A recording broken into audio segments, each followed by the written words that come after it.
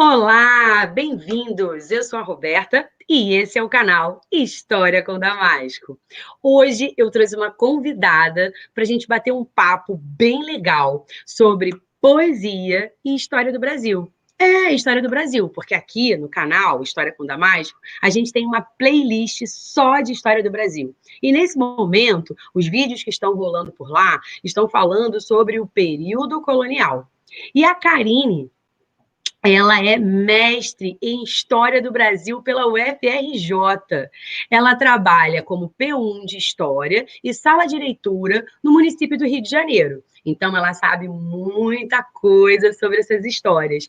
E, atualmente, ela faz parte de um grupo de professores que trabalham com poesia falada e slam nas escolas. Então, a gente vai hoje dar uma misturada aí em história, poesia, arte, para que a gente possa ter um olhar assim diferenciado dessa história do Brasil que está sendo mostrada lá na playlist de História do Brasil. Bom dia, Karine, bem-vinda ao História com Damasco. Bom dia, Roberta. Um prazer estar conversando contigo e dividindo saberes, né? Tecendo essa rede de conhecimento que a gente realmente precisa e aproveitando o período que a gente está em casa, estudando em casa, para ampliar essa rede, conhecer pessoas como você, que estão realizando um trabalho bem legal. Então, eu agradeço muito o convite, muito mesmo. Sim, você me contou que tem umas poesias aí para a gente ouvir, né, curtir, e eu tô aqui louca para saber. Tá legal. Então, assim, como é que foi essa minha aproximação com poesia, né? Eu sou professora de história, de sala de aula, mas há 2 anos atrás eu entrei como professora também de sala de leitura. No município a gente tem essa possibilidade de fazer, né, um trabalho dentro de sala de leitura. Mas a poesia em si não era algo que me atraía de primeira. Tem outros estilos que eu gosto mais de ler. Então, né, não seria o primeiro livro que eu iria pegar, um livro de poesia, não. Porém, eu fui me aproximando da poesia e me apaixonando aos pouquinhos, né, ao longo desses 2 anos que eu estou trabalhando, né? E no município a gente recebeu, no finalzinho do ano passado, para o início desse ano, um convite de um grupo interdisciplinar que é chamado NIAP, e são siglas, né? NIAP, PROINAP, são grupos de pessoas de várias áreas, de teatro, de assistentes sociais, psicólogos. Então, são pessoas de diferentes áreas e professores que se unem para ajudar os alunos em diversas situações. Nos nossos adolescentes, a gente tem uma situação muito grave acontecendo hoje em dia por conta da depressão entre os jovens, que é a automutilação. Então, a gente já faz esse trabalho, foi para a escola, justamente para tentar um diálogo, porque a pessoa que está sofrendo de depressão e expressa isso através da automutilação, ela realmente precisa de alguém que a enxergue e que faça com que ela se expresse de alguma maneira. E a poesia é um dos caminhos. Então, esse grupo de apoio ao aluno e também aos professores, agora na pandemia também eles estão ampliando essa rede, né, para atender os professores. E a gente foi convidada para, de alguma maneira, procurar esse aluno à distância, e mesmo à distância fazer algum trabalho com ele de poesia. E eu não me sentia nada capaz de fazer isso, embora eu já trabalhasse com esses alunos, em termos assim de escutá-los, fazia roda de conversa dentro da sala de leitura, em horário alternativo, né, para que os outros não ficassem de olho, aquele ali tem problema, porque está indo conversar com a Karine, então não é isso. A ideia não era essa, de forma alguma. Mas, quando eu fui chamada para esse grupo, eu realmente pensei, puxa vida, é um caminho. A poesia é um caminho, sim, porque se eu conseguir fazer com que esse aluno transforme num texto escrito aquela situação que ele está vivenciando, eu já estou ganhando. É tudo que a pessoa que está sofrendo de depressão, de tristeza, de abandono, todos esses sentimentos, eles precisam aflorar de alguma maneira. E ainda mais nesse momento que a gente está vivendo. Então, a minha aproximação da poesia foi mais agora, no período da pandemia. E Islã, o que é Islã? Islã é uma coisa recente, principalmente aqui no Rio de Janeiro, é recente. Esse projeto, dentro das escolas municipais, era para ser esse ano, para a gente começar a fazer uma batalha de poesia entre as escolas, que é o Islã. Ele já é um movimento que já está ganhando bastante forma em São Paulo. Mas aqui no Rio são poucas as escolas que falam sobre isso. Então, são batalhas de poesia que são feitas nas praças, em várias ruas.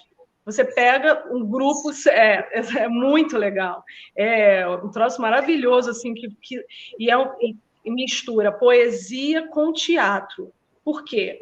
Porque essa poesia, ela não é só declamada. Ela tem todo um gestual e, geralmente, tem slam é onomatopeia de batida, né? Se você olhar, toda vez que tem nas histórias em quadrinhos, aí slam faz esse barulho, como se fosse um barulho de pancada, assim, de batalha. Então, são vários signos misturados para mostrar isso, que aquele momento vai ter uma pontuação, tem todo um processo. Né? Tem pontuação, tem valores que se dão para a performance da pessoa. Ela vai declamar poesia, mas é uma poesia geralmente de luta, de questionamento social, uma poesia bem carregada de emoção. De significado, tá? Né? De significado, exatamente, porque tem várias lutas por detrás, tá? Então tem movimento negro, movimento das mulheres, tem slammers que tem grupos de slammers que são só mulheres, então eles vão trabalhar os assuntos relacionados à mulher. Tem outro que vai falar mais da situação do negro na atualidade, do preto, vamos dizer, né? Que é complicado também essa simbologia. Então, cada grupo vai defender a sua proposta. Então, o slam é muito bom para trabalhar com jovem nas escolas, né? Ele agrega muito essa questão da revolta, vamos dizer, da história desses alunos e como eles vão colocar essa história de vida deles de uma maneira que as pessoas possam ouvi-los. Maravilhoso isso, porque é o acolher para transformar, né? Em um determinado momento acolhe e ressignifica, né? Transforma e devolve isso para a sociedade, e aí essa transformação vai, né, acontecendo. Muito bonito, muito bonito. Então, aí a gente começou a fazer esse trabalho, a estimular esse trabalho. Eu não sou slammer, eu não me considero ainda, porque eu tenho um grande processo de aprendizagem. Eu escrevo textos poéticos, vamos dizer assim, nem poetisa me chama, porque eu sou uma professora de história em sala de leitura, que estou gostando de escrever. Eu escrevia lá no meu diário quando era adolescente, né? Então, aí eu fui até outro dia, eu fui procurar algumas coisas que eu escrevia, porque passaram-se anos e anos sem escrever. E aí do nada, você começa assim, gente, realmente, por que eu deixei de escrever? Por que tem esse lapso aí de tempo que eu poderia ter escrito algumas coisas? Claro, fazia agenda, mas coisas assim, né? Na nossa correria da rotina. E agora que a gente teve esse tempo, essa parada, eu pensei, não, eu vou usar essa parada para me redescobrir, para ver o que eu gosto de fazer e alguma coisa que eu possa envolver os meus alunos e envolver os meus filhos aqui em casa. Então, os projetos que eu coloco lá também no meu canal, que é pequenininho, estou começando, estou tentando chamar os alunos de alguma maneira, e os meus filhos. Né? Então, você vai ver que tem projeto de tudo quanto é jeito, várias coisas que eu pensei, e ligada à educação ambiental, e poesia misturada com educação ambiental. Então, faço uma mistura de coisas. Por quê? Porque são coisas que estão aqui dentro, estão escondidas aqui dentro e querem sair, tem que falar de alguma maneira. Né? Então, eu vou ler um texto para vocês, que fala um pouquinho disso, dessas situações. E aí você vai ver que ele remete a um tempo passado, mas se você lê a poesia, você não vai saber se ele fala do Brasil colônia ou se ele fala de hoje. Que é justamente por isso que a arte é tão legal. É tão interessante. Porque ela junta tudo, né? A gente tem esse momento agora dessa sociedade líquida, né? Que é tudo tão rápido e esse turbilhão de coisas. E para a gente não ficar soterrado, a gente vai organizando as coisas em caixinhas, né? Vai botando isso nessa caixinha aqui. E a arte, a poesia, a contação de histórias e tudo mais, ela precisa misturar tudo, né? Porque está mexendo com sentimento, né? Está mexendo com coisas que estão aqui dentro da gente, que a gente às vezes nem conhece e vem à tona nesse momento, né? Exatamente. Então, assim, Roberta, eu vou ler, tá? E a gente depois fala sobre ela e fala um pouquinho de alguns poetas historicamente que se desenvolveram nisso, né? Ótimo. Vamos lá. O nome da poesia é Ecos do Silêncio. Vozes que se calam, vozes silenciadas. Primeiros habitantes de uma terra virgem, intocada, viva e potente, natureza que dá e recebe frutos, até chegarem os donos da terra. Tomam posse de um bem que era de todos, não meu ou seu. Mas o que é um bem? O que é riqueza ou poder, se não estamos juntos, em roda no chão de terra, para dançar, para agradecer, partilhar a abundância e o conhecimento que vem do mato, o conhecimento que é de todos nós?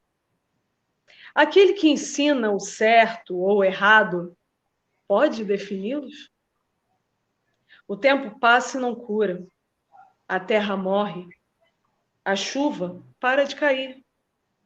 Os frutos secam. É a vida indo embora. Junto aos navios que se distanciam e calam as vozes. Ecos do silêncio. Nossa! Amei, eu tô. Não vai aparecer, mas eu fiquei arrepiada, porque vai passando, né? Um filme na cabeça da gente. A poesia, a contação de histórias, ela traz isso, né? Essa conexão. A gente para, respira e as palavras vão entrando e vão fazendo as ligações, assim, né? O que acontece? Quando você conversou comigo, né, a proposta para a gente ter esse debate aqui, né, essa teia de saberes, eu pensei, não, eu não vou pegar nada que eu tenha escrito, eu vou começar uma coisa nova, né? E aí eu falei assim, bom, o que eu falaria?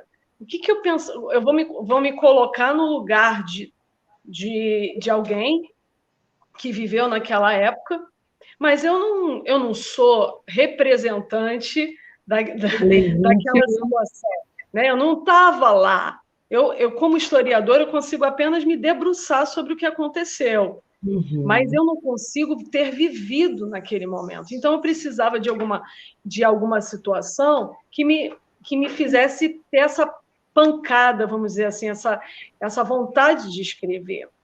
E a vontade veio quando, aqui em casa, a gente conversando, o meu esposo falou, eu até te comentei, mas eu repito aqui, a gente tem uma rotina, a gente toma açaí, muito açaí.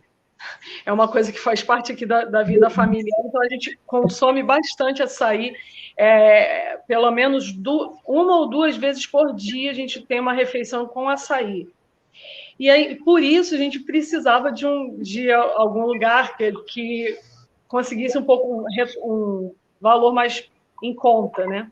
Aí meu esposo estava pesquisando e conversando com um fornecedor, né, de uma loja, ele falou assim: meu amigo, o preço está nas alturas. Mas por quê, né? Ele perguntou: como assim? Não é uma coisa que ele é sazonal, é isso? Tem a aí ele foi explicando, rapaz, né? Tem a sazonalidade do açaí, mas intensificado por causa dos problemas que estão acontecendo lá na Amazônia. Uhum. Então, os pés de açaí estão secos e num lugar que deveria chover todo dia, está sem chuva há mais de mês. Nossa. Por isso não está chegando. Então, nós somos consumidores, né? Infelizmente, assim, a gente não come nem açaí que a gente come aqui no Rio de Janeiro, toma, né? Aqui no Rio de Janeiro é o açaí de verdade, né? De verdade. Já é um produto, assim, já bem industrializado, infelizmente, mas pelo menos é algo ainda que a gente preza. E ele disse lá, os frutos secando no pé. E aí, com essa frase, eu falei assim, gente, é tudo... Eu preciso falar disso, eu preciso escrever sobre isso. E aí veio a inspiração para fazer esse Ecos do Silêncio. Então, a natureza está falando, está mostrando para a gente, tá sinalizando para a gente. Quem conseguir enxergar vai poder também transformar de alguma maneira. Sim, sim. E a gente está fazendo isso, pequenas iniciativas, pequenas coisas que a gente faz, mesmo na cidade grande, né? Projetos, tem a agrofloresta, que a gente está tentando fazer nas escolas.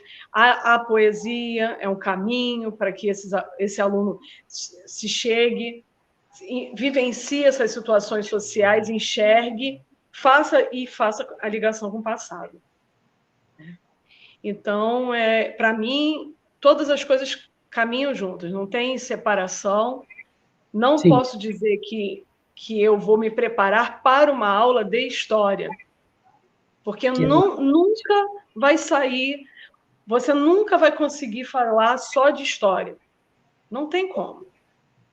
É muito rico, né? Porque o professor, ainda mais história do Brasil, gente, como é que a gente vai falar?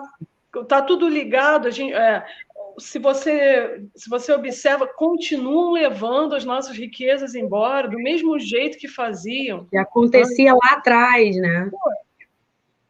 Tá sempre tudo sendo levado, e como é que eu vou falar disso sem tratar desse tema assim como uma coisa recorrente na história? E o que a gente vai fazer com isso, né? Então, para mim, é o lado bom. Não... É claro que tem várias linguagens, não precisa ser um texto métrico, né? Você vê que a poesia de hoje é uma poesia que ela é livre. Então, os versos são livres, você não tem aquela métrica. Por isso, aí liga com o que eu ia falar para você sobre um poeta. Eu estava pesquisando, a gente vai começando a gostar do assunto, né? Uhum. E aí, eu me debruçando sobre essa questão da poesia, será que eu estou fazendo algo tão assim inovador? Né? Fiquei pensando, será que o que a gente está fazendo de ligar poesia, história e literatura, literatura com história, é algo da Carine? Não. Muitos poetas já fizeram história, né? E muitos historiadores já fizeram poesia, está tudo lá. Sim. E aí você vai começando a ver que uma coisa não pode se dissociar da outra, né? E aí eu peguei para conversar aqui com a gente a história do Cláudio Manuel da Costa, que é um poeta inconfidente, né? E ele viveu essa situação viveu lá no meio da mineração e escreveu sobre as impressões que ele tinha daquela situação. Então, e isso é até mais rico, na minha opinião, enquanto historiadora, do que a história que a gente encontra nos livros didáticos hoje. Né? Porque é aquela história que já está recortada, que já está editada, e você, enquanto professora de história, deve ter a mesma angústia que eu, né? Porque eu comecei o magistério, podendo dar 6 tempos. Aí depois diminuiu para 3 tempos. E eu saí do magistério para trabalhar com um projeto em 2018 em 2 tempos. Né? Então, quer dizer, o nosso tempo ele vai diminuindo cada vez mais para estar dentro da sala de aula, falando de história, ensinando história, trocando por história. E isso vai acarretando no livro didático, que vai, né? Antigamente os livros de história eram aqueles livros, eu adorava, né? Eu lembro da minha época de escola que o livro de história era aquele grossão e tal, e tinha várias histórias, e eu ficava olhando, cara, até o final do ano eu vou saber de tudo isso e tal. E hoje o livro, né, uma partezinha, né? O livro do ensino médio, às vezes, é um livro que tem todas as disciplinas, e história ficou ali. Eu falei, gente, como? Como que a gente consegue isso, né? Então, trazer um poeta desse, com um olhar privilegiado desse, no panorama, né? Não desmerecendo o material que a gente tem hoje, mas no panorama que a gente está para ensinar a história, é muito rico. Eu agradeço muito. Então, assim, o que acontece?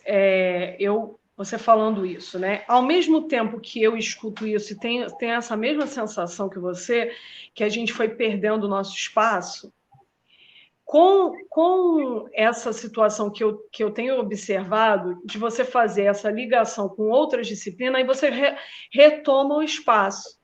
É tudo uma questão de você saber se adaptar e procurar as parcerias certas, né? Porque, principalmente quando você trabalha de uma forma assim de projeto, né? Se a escola, mesmo a escola particular ou a escola pública, se você consegue, no grupo de professores, se adaptar para todo mundo falar sobre o mesmo tema em determinado momento, aqueles teus 2 ou 3 tempos, eles se ampliam, mesmo na escola, presencialmente, né? Então, você vai, ao mesmo tempo que a professora de português e de literatura está trabalhando a poesia, você entra na aula de história, pega o gancho dela e desenvolve, né? Então, isso é muito legal de fazer. E na internet, como a gente está trabalhando assim, no ensino remoto, eu lanço o tema, né? Eu leio a poesia do Cláudio, que eu vou ler para você daqui a pouco, e o aluno tem aí uma gama de informações que ele pode pesquisar sobre isso. Se ele realmente tiver interesse, ele vai se aprofundar. Né? É claro que a gente não tem sempre o aluno que a gente gostaria, o aluno ideal, né? O aluno que vai e pergunta, que questiona, que procura, que faz as ligações. A gente Mas chega isso lá. também é um pouco de uma construção, né, Karine? A gente, às vezes, também tem essa mentalidade de já querer isso, porque a gente também tem esse lado infantil nosso, né? De sonhadora, de professora, de chegar e daquele acolhimento, aquela coisa da dúvida e de tudo mais. Eu, no decorrer do magistério, eu fui percebendo que eu acho que isso é uma construção, né? Porque o meu aluno, do primeiro dia de aula para o aluno, né, do encerramento, né? Aquele já não era mais o mesmo. E eu também passei a não ser a mesma, porque a gente também vai se transformando com os relacionamentos, né? Exatamente. A gente aprende muito mais até, né? Não tem Em uma aula sala que de seja aula. não tem uma aula que você dê que você não aprenda alguma coisa e não saia de lá assim, poxa, hoje eu entendi certo detalhe que eu nunca tinha prestado atenção e tal. Mesmo as aulas mais difíceis, a turma mais árida que você tenha, né? Aquela mais difícil mais apática, que você tenha que estimular de outras maneiras, e é isso aí que entra a arte, né? A arte vem para te ajudar a achar o caminho de chegar nesse aluno.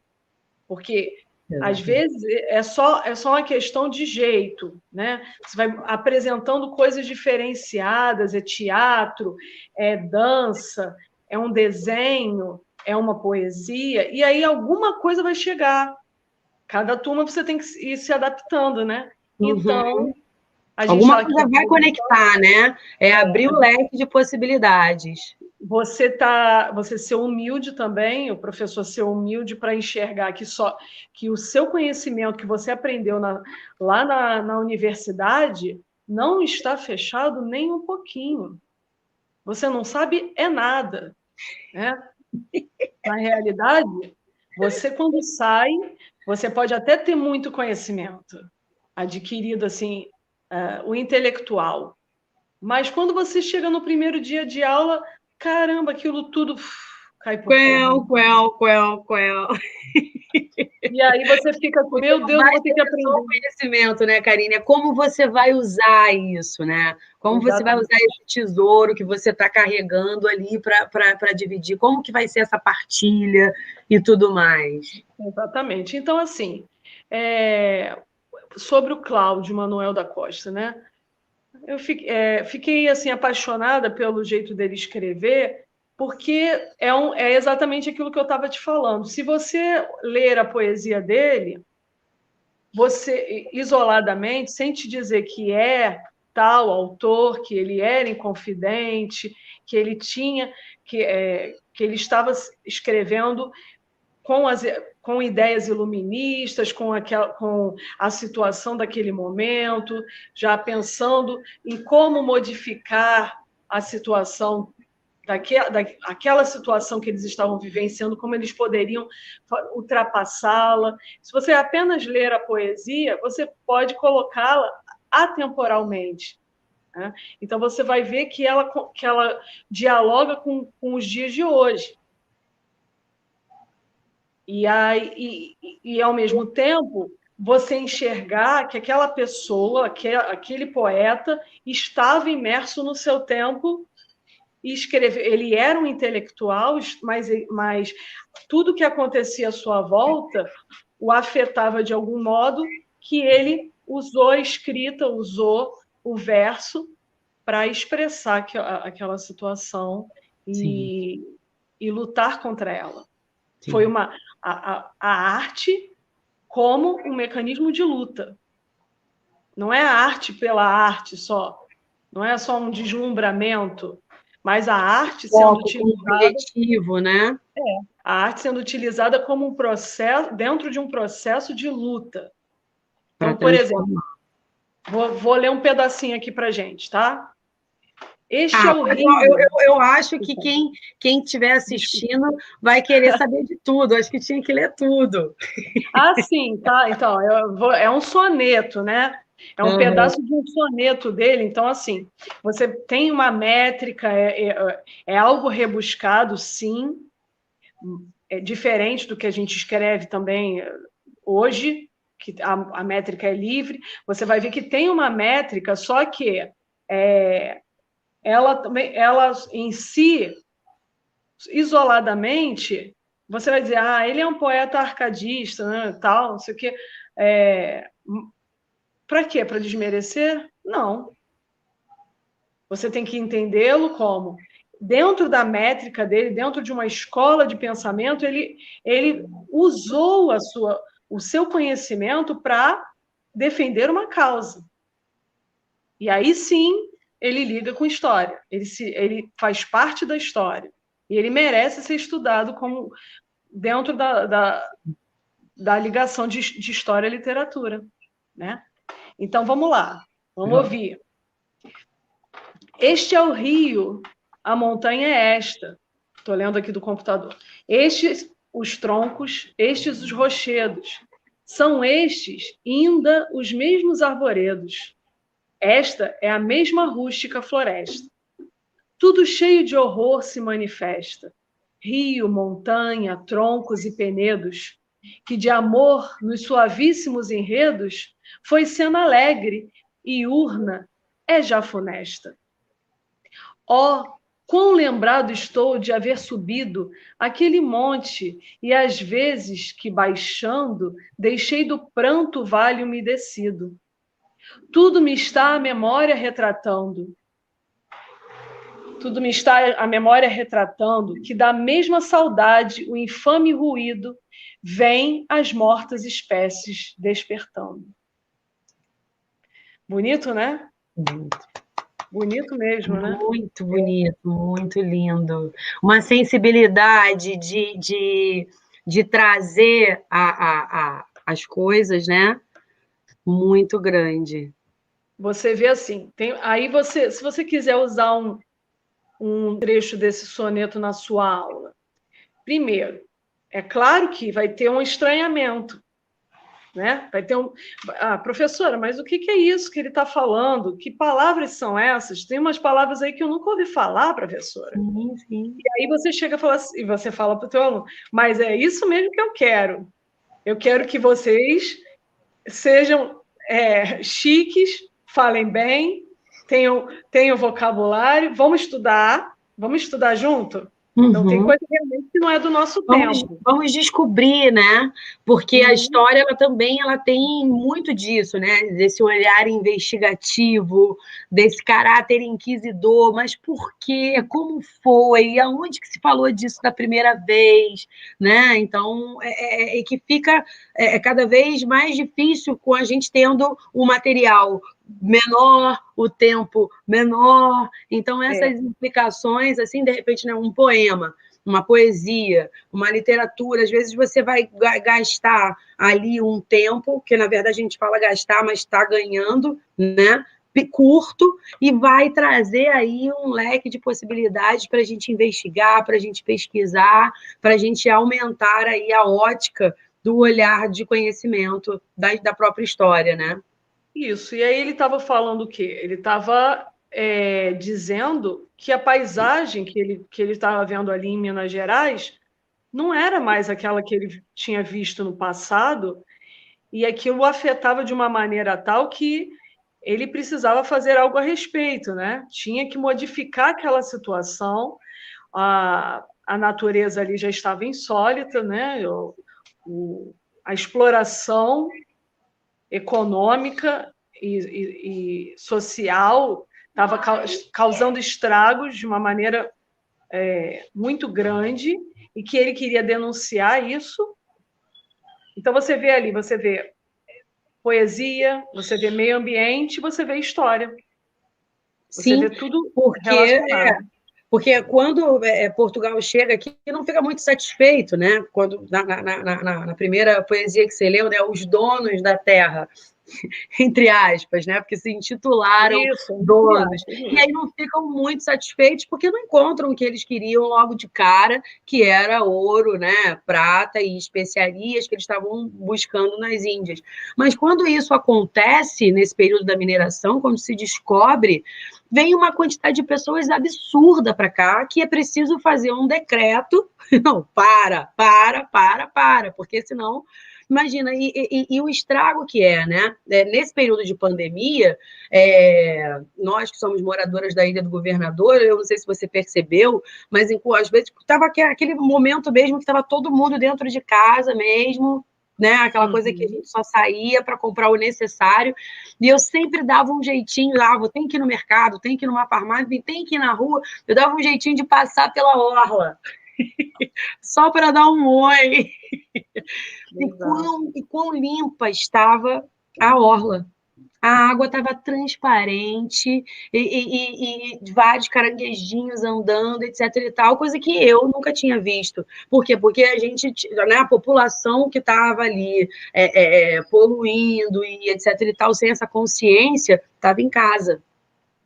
Aí traz agora para esse momento da mineração, né? Aquela natureza intocada, porque o que os índios desmatavam para a sobrevivência deles não chegava nem perto do que a gente mais tardiamente veio fazendo com as motosserras e etc e tal, né? Então, quer dizer, aquela natureza quase que intocada, porque a gente não pode dizer que o índio tenha feito um estrago tão grande quanto nós fizemos depois, vai sendo invadida né? Eu acho que o incômodo dele na poesia é essa, estão invadindo aqui, as coisas não são mais, o que eu faço, né?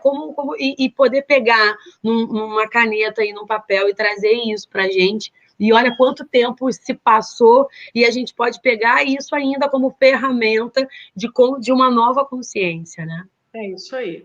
E hoje em dia tem vários escritores, né? A gente tem feito bastante oficina agora durante a pandemia de literatura no município, né, para os professores de sala de leitura. Então, a gente teve a oportunidade de fazer uma oficina com o Daniel Munduruku, que é um escritor maravilhoso, né? Um monte de livros infantis, infanto-juvenis, Sim, sou falando da... fã dele. Também, poxa vida. E aí, assim, para a gente foi uma riqueza, porque eles realmente têm a sabedoria da terra. A gente precisa aprender todo dia com eles. Sim. Se a gente tivesse um mínimo de humildade e chegasse e falasse assim, realmente eu não sei nada, eu tenho que pegar essas pessoas, esses escritores, que têm essa visão da terra, da terra original, e usá-los na sala de aula para começar a fazer a cabeça dos nossos alunos de uma maneira diferente, de uma ótica diferente, que a gente não tem que... A natureza não está para nós, para nos servir. Nós é que devemos fazer parte dela, inverter essa ótica, mas é um trabalho muito difícil, é diário, existe uma resistência muito grande, né? Porque as pessoas acham, não, peraí, tá falando, ela é hippie, a professora é isso, que isso? Né? Então, aí, um monte de Sai da preconceito. gatinha, né? Da professora gatinha. O que ela está falando, porque ela é meio doida, porque cada dia ela mostra um trabalho diferente. Um dia mostra de talentos, de arte, de dança, o que ela é de verdade. Então, assim, você acaba... Tem certeza que é professora de história mesmo? Exato, aí você acaba que ninguém sabe o que você é, mas eu não estou nem aí. Eu não estou nem aí. E até bom a gente ter essa provocação para poder devolver para ele. Você também é múltiplo, assim, né? Porque Exato. Nós somos múltiplos, assim, é porque a cultura vai colocando que tipo, você precisa escolher uma profissão. Né? E aí você estuda e você vai ser aquilo. Então, eu estudei tantos anos para ser advogado. Então, eu sou advogado, né? Eu sou engenheiro, eu sou arquiteto. Não, você é muitas coisas. Você pode fazer muitas coisas, né? Além. Então, eu, por exemplo, na minha carreira enquanto professora de história e historiadora, aí eu descobri a contação de histórias, né? A literatura, e por aí vai, a arte, o teatro, e se a gente imagina se eu ficasse ali só na sala de aula, como a gente costuma dizer no cafezinho da sala dos professores, no cuspiginte. Limitar, né, esse potencial que está pulsando dentro da gente. Exatamente. E a gente precisa quebrar esses tabus, né, todos os dias, e acho que esse momento que a gente está vivenciando é bom para isso. Muito propício. Porque aí as pessoas, elas assistem a tua aula virtual ou assistem um vídeo que você gravou, e mesmo que elas não entendam, ou elas a princípio achem aquilo esquisito, achem estranho, impactante, vai ficar aquilo ali guardado no seu dia a dia, ela vai em algum momento voltar a pensar, puxa, é verdade, acho que aquele vídeo que a professora postou tem alguma coisa a ver aqui com a minha vida.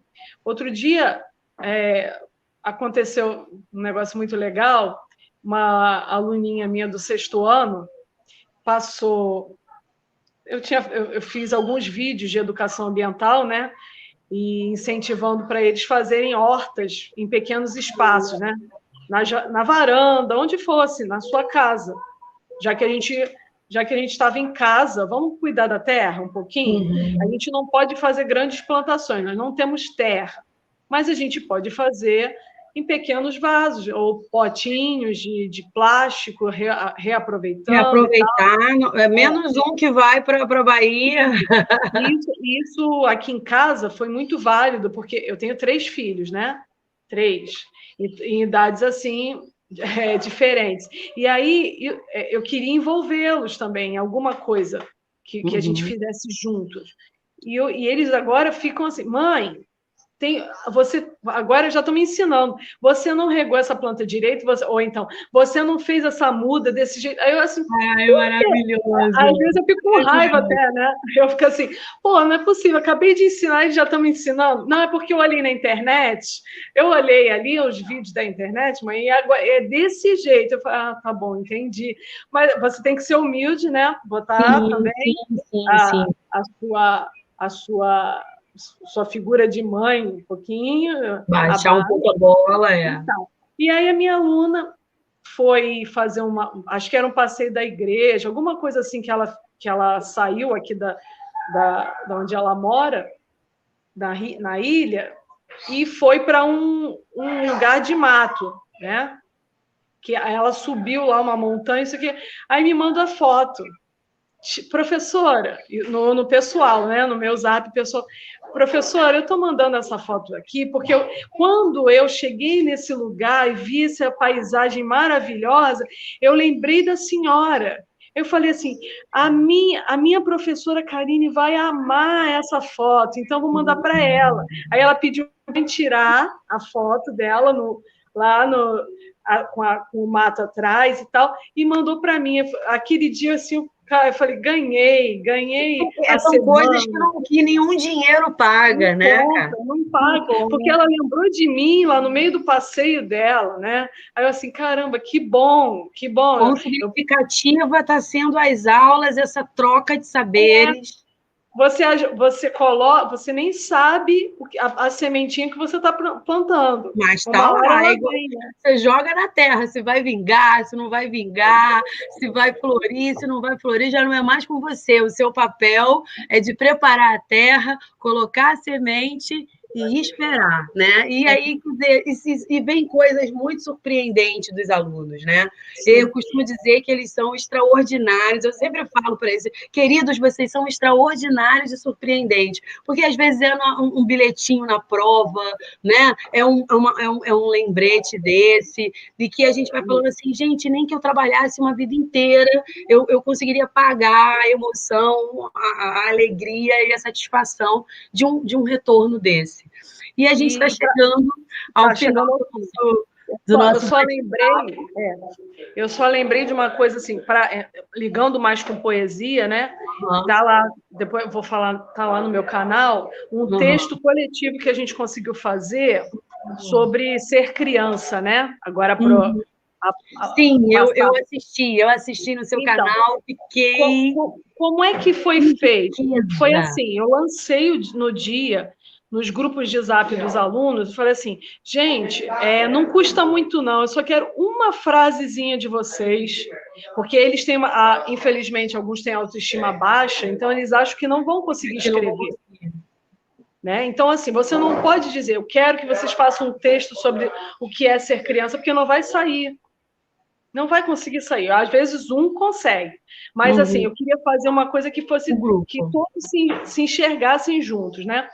Aí eu lancei de manhã essa proposta. Eu só preciso de uma frasezinha de cada de vocês, que eu vou juntar e vou colocando no meu computador e vamos ver o que vai sair, gente.